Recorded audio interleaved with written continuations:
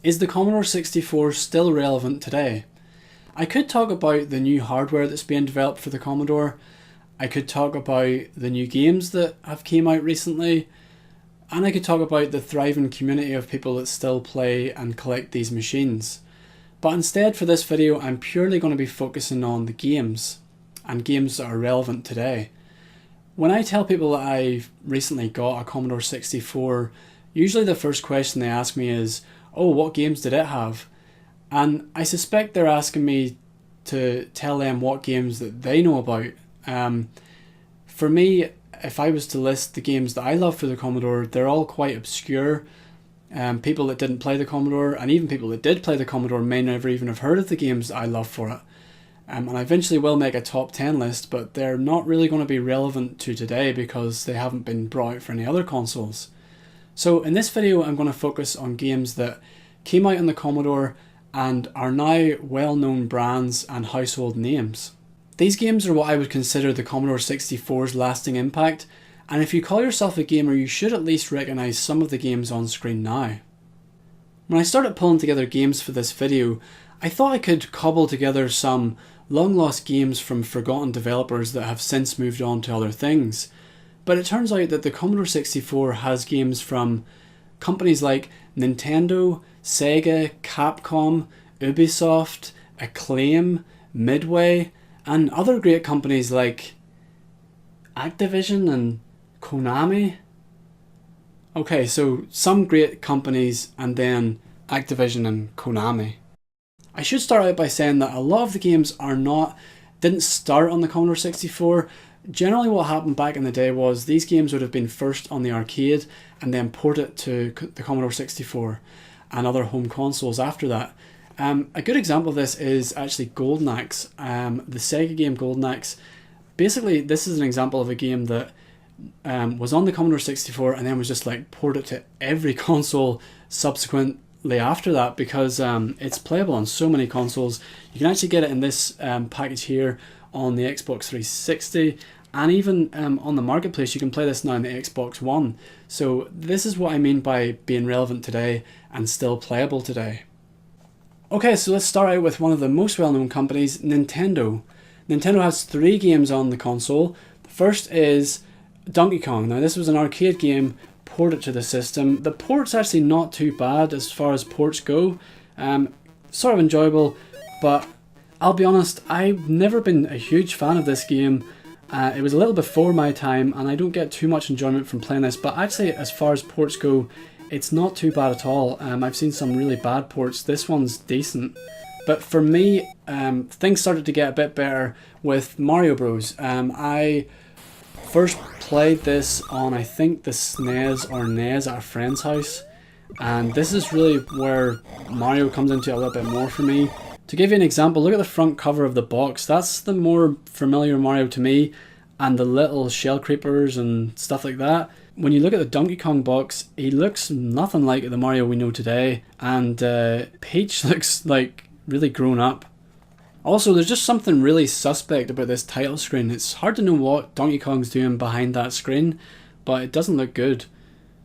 Anyway, for me, Nintendo really shone through in Donkey Kong Jr. on the Commodore 64. This is where Nintendo showed the most flair, specifically when coming to the gameplay. Look at how well the sprites animated. There's so many different little moves. Like, it's so cute when he's crawling up and down the vines, and he pulls the funniest little faces too. The sprite for Donkey Kong Jr. has to be the best animated sprite of any Commodore game I've ever played, actually. So I think this is the best Nintendo game on the system, and where you just start to see how they set themselves apart from other developers at the time. So the next well-known company is Sega. Sega had a bunch of games on the Commodore 64 and in the arcades at the time. I mentioned Golden Axe before. I actually have the Amiga version of Golden Axe back there. And it's actually the same artwork. But basically what Sega did back then, before they had their own console, they were just tweaking the graphics slightly.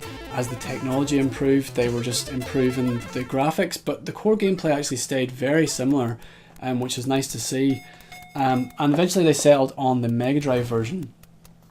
As I mentioned before, I've got the Mega Drive collection, and a lot of the games on here were on the Commodore 64 and in arcades at the time. Alter Beast was on the Commodore 64. I don't actually have a boxed version of it. Shinobi was also a Commodore 64 game. And there are a couple of other more obscure games. For example, Alien Storm was a Sega game. And Space Harrier was another arcade game. You can actually see an arcade machine right on the front cover there. It also came out on the Sega Game Gear, and a lot of these games come out on various other machines that I'll not be able to go into detail about. The final game from Sega is OutRun, the OutRun series. I recently played these at a local arcade. It was a co-op cabinet, so anyone could just come up and challenge you. So I played this 7-year-old kid a game of OutRun. And it's really good to see that they are still making arcade games, and I think it was called like OutRun 2 or something, I can't remember exactly, but nice to see that actual arcade games are still being made because they're so rare these days. And I don't think there's any doubt in anyone's mind whether or not OutRun's still relevant. If you can still beat some kid and make him cry to his mom, then yes, it's still relevant. Listen lady, I don't care if your son wants to win. He should have thought of that before he challenged someone like me. That's all I'm saying, alright? So, next we have Capcom. Now, there's lots of Capcom games on the Commodore, but I'm only going to be focusing on the ones that got lots of future releases and are really well known. And the first of those games is Resident Evil 4. No, I'm only joking. Street Fighter 2. There are so many versions of Street Fighter 2, and so many versions that I first played this on the SNES, and it got to the point where I was like, when was the first Street Fighter? All I hear about is Street Fighter 2, Street Fighter Hyper Remix Edition, and all these crazy... I mean, the Switch came out and what was announced for it, but Street Fighter 2. Like, it's insane how many versions of Street Fighter 2 there are. And it got me thinking, well, when was the first Street Fighter? As it turns out, it is an arcade game, the very first Street Fighter, but it also came out on the Commodore 64 as a port, of course.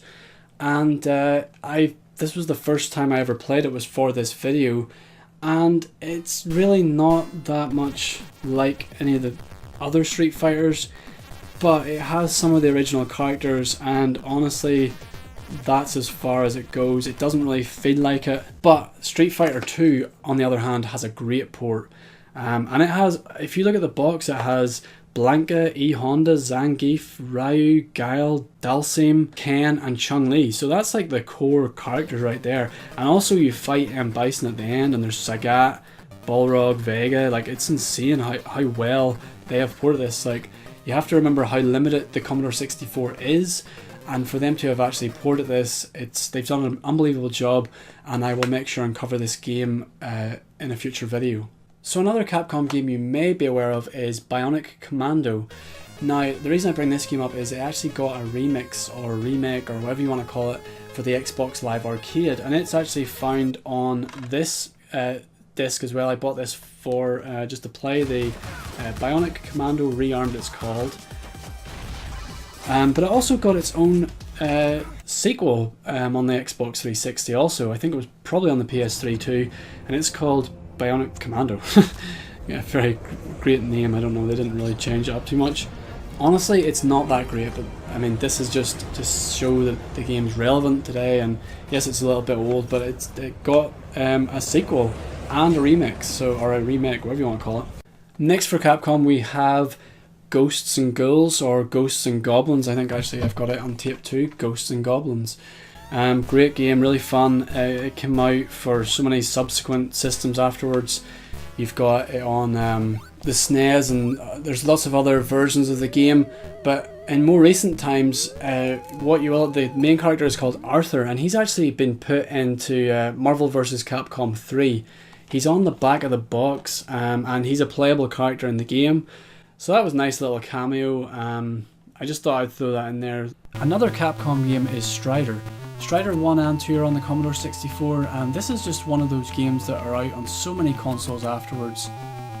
It was on the PlayStation, Sega Genesis, Sega Master System, Sega Mega Drive, and there's been a recent reboot of this game. In 2014, Strider got a reboot for the PC, PlayStation 3, PlayStation 4, Xbox 360 and Xbox One. I recently played the Steam version of this game just to get some footage for this video, and I have to say that the gameplay has really held up. It plays very similar to the Commodore 64 version, which is great to see. I love it whenever games get a graphical overhaul but the core gameplay stays the same. It's great to see that the Commodore game still feels very familiar if someone wanted to go back and play the old game. And I have to say that the Commodore version definitely needed the graphical overhaul, so it's nice to see that the game got that. Finally, for Capcom, we have Final Fight. I'm not going to go into too much detail about this. My buddy Slope from Slope's Games Room has done a full video on the history of Final Fight, so I'll leave that. I'll not say much more about it. In his video, though, I will pick one thing, and it's that he says that the Commodore version is just a cash-in kind of thing. The way I see it is that the ports of these games, it was expensive to play arcade games back in the day, so this was a nice way to play on your home console. Yes, it's not as good as the arcade, but that trend went on for quite a while, like up until probably you could say PlayStation 3 and Xbox 360. The arcade was better graphically than certainly the Nintendo 64. Maybe not the GameCube, maybe not the PlayStation 2, but the graphics were pretty good on the arcade up until modern times, and that's why the arcades are just dying off now, I think, which is kind of sad. So next up, very quickly, because they didn't make very many games, but Acclaim actually made some games on the Commodore 64. Bart vs. the Space Mutants is one of them. They released this on the NES afterwards, and actually I've also got the little Game Gear version of it too. Acclaim went on to make Turok and lots of my favourite games, but they've cut their teeth on the Commodore. There's a few games they have on it, and I believe there's also an Alien game, but I'm not exactly sure on that. I think Wikipedia told me that. So that's very quick for Acclaim. I don't want to spend too much time on them. Another company is Midway. I have a few Midway games. Two that I have at the minute is Paperboy and Rampage. Rampage I had, I first played this on the Nintendo 64, and it came out on a few consoles. I think actually it was on the DS. I might not be right about that, but I know it came out on quite a few consoles actually. I think there's a Wii version of it as well. It's a fun game, just about monsters blowing up buildings and stuff. So it started out on the Commodore 64, it's on the Commodore 64, and it's actually published by Activision. There's that lovely company. And Paperboy is just, if you had a Commodore 64, you probably played Paperboy. It was also on the Nintendo 64, and it got a few other ports. It's pretty well known by people who played the Commodore back then, but for anyone who isn't from that era, they may never have heard about it because it is a little bit obscure now. Both Rampage and Paperboy actually feature in a PlayStation 2 collection I have also. It's the Midway Arcade Treasures, and there's a few cool games on there too. So I'll not dwell too much on that, but I do think that some of these games are still relevant. They came out on later systems, and you may have heard of them, but just may never have known that that's where they started out with the Commodore 64. So apart from publishing other games, I'm not going to spend a lot of time talking about Activision. Konami as well, they created Turtles. It was an arcade classic, and I played it, the arcade version, on the Xbox 360, but it also got a port, and it was quite popular actually on the Commodore 64 too. I'm not going to dwell too much on Konami because I know they're not very well liked, and we maybe like to forget that it was on the Commodore.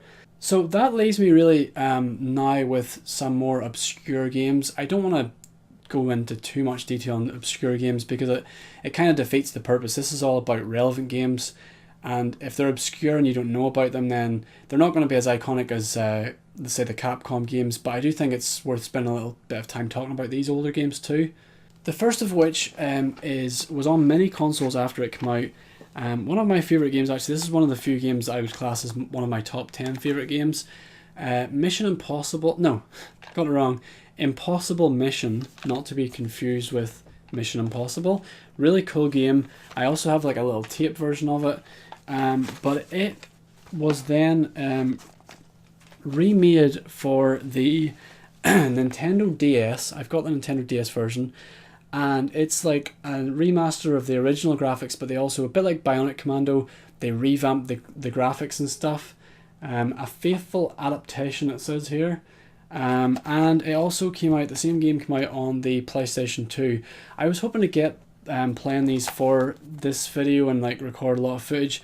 I never actually got around to doing that, but it looks like a pretty cool remake. Maybe I'll just make its own video because I'm not going to have time in this video. Oh, and I almost forgot, one of the main publishers, Ubisoft, they made a game, the most relevant game they made on the Commodore 64 is called Zombie. Now this is obviously based on the movie Zombie, but it's like a 4-player game and almost reminiscent of Left 4 Dead, the fact that there's 4 characters. It almost feels like Left 4 Dead got that idea of having 4 characters, but obviously maybe not, but it just feels like that. But why is this still relevant today? It came out on the Wii U and the Xbox One as well as a downloadable game. I played it for a bit and it made it into one of my top 10 zombie games. Obviously the two games couldn't be further apart, but it's just Ubisoft. You could say that this was them cashing in on an older title. But yeah, relevant nonetheless. I just thought, I almost forgot, so I thought I'd throw that in there. They did make that game. Another game from the Commodore was the great Gina Sisters. Now this is a famous game on the Commodore, famous for its court case. It was a Mario clone, essentially, and Nintendo tried to take them to court because it was so much like Mario. But Gina Sisters actually has been revamped. It was free on the Xbox One recently. I got it as like one of these games with gold deals. I haven't even played it. I downloaded it, and again I meant to sort of record footage for it, but I'll probably never even get around to it. But I don't know, maybe someday I'll play it. But it's been completely remade. It's nothing like the original. It's obviously nothing like Mario, but it's got a revamp, and it's just like pretty much just using the name. So in case you've seen the Gina Sisters on your Xbox dashboard and thought, what's that game? It's actually a remake of a really old Commodore 64 game. Back to obscure games. There was a game called Kickstart and Kickstart 2, and this was essentially what we now have as Trials HD. These little motorbike games used to be like all the rage back on the internet, whenever flash games were about on the internet. And it's essentially just a little like motorbike going across the screen, 2D, and you have to go up jumps and not have your guy fall off. Now, port that onto the Xbox 360 and that you basically just have yourself Trials HD. It's like a more modern version of it. I honestly believe that we wouldn't have Trials HD if it wasn't for some of these this old Kickstart game. So I think it's really unique and cool little trial bike game, and I actually really like this. This could actually make it in my top 10. Fun game, and actually look at this front cover. On the front of it actually has this little course designer. Now, where have we seen that from before? That's like a huge element in the most recent Trials game as well. So I just think that's worth mentioning. Lastly, I want to mention, and I could again be clutching at straws here, there's a game called Nebulous on the Commodore 64. It's actually this 2D game in a 3D world, so as you walk to the side, the world moves as opposed to you moving, if that makes sense, a bit like Fez. And I honestly believe that the creator of Fez may have played Nebulous back on the Commodore, and that's where his ideas came from.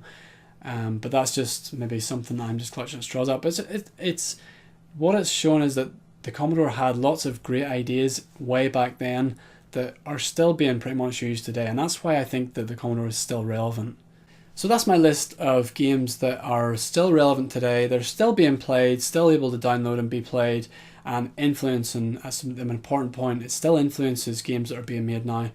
And it's a great console, and I hope you agree with me that it's still relevant. I haven't even really touched on my top 10 games, so there's still lots of just good games that are worth still playing, and that'll be another video altogether. If you guys have some games that you think I haven't mentioned, I know for a fact there are games I just didn't get around to getting into this video.